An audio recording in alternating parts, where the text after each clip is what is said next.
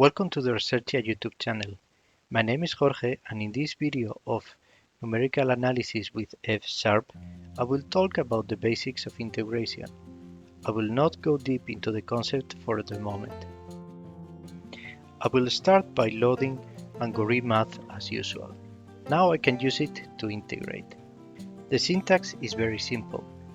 We use the function integral. We write that it's with respect to x, and then we provide the function to integrate. In this case, I am using the parser directly with the integral to skip one step. Now I will continue with a simpler function for convenience. We have the resulting integral stored in a variable. Please be very careful, because every time you have an indefinite integral, you need to add the integration constant. However, in this tutorial, we assume that constant as 0. Now, should you want to evaluate the computed indefinite integral stored in your variable, you can do as follows. And in case you want it as a numerical value and not as an AngouriMath entity, you do as follows.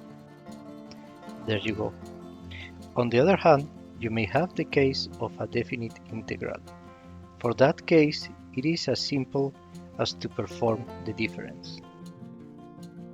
When talking about real analysis and the integral of functions over intervals, it is mandatory to mention Bernhard Riemann, since he gave the first definition of it. For that reason, I want to talk now about Riemann sums. I will leave a few links about the topic in the description when you can learn more about the topic. The Riemann sums are a way to obtain the value of an integral by a finite sum. The more terms you take, the better the approximation. Following the previous example, we can use a for loop to obtain it. In this case, it will be just a few steps. You can see that we are far away from our exact result.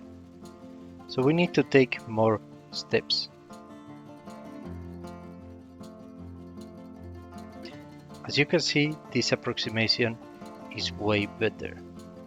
We are still not at the exact value, but close enough. We could take even smaller steps just to see how it looks like.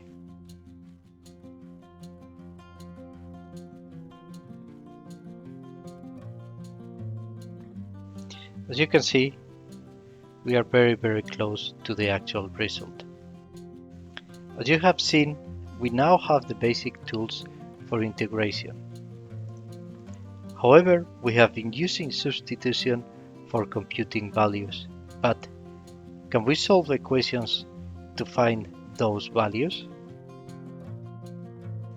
The answer is yes, and it is as simple as this. But this is something that I will take in the next video. Before finishing, I want to recommend you this book. It is part of my personal collection, and it is a wonderful lecture. It dedicates every other chapter to the life of Riemann himself, and likewise to the life of the zeta function and the Riemann hypothesis. It is a very good lecture. Thank you so much for watching, and see you in future videos.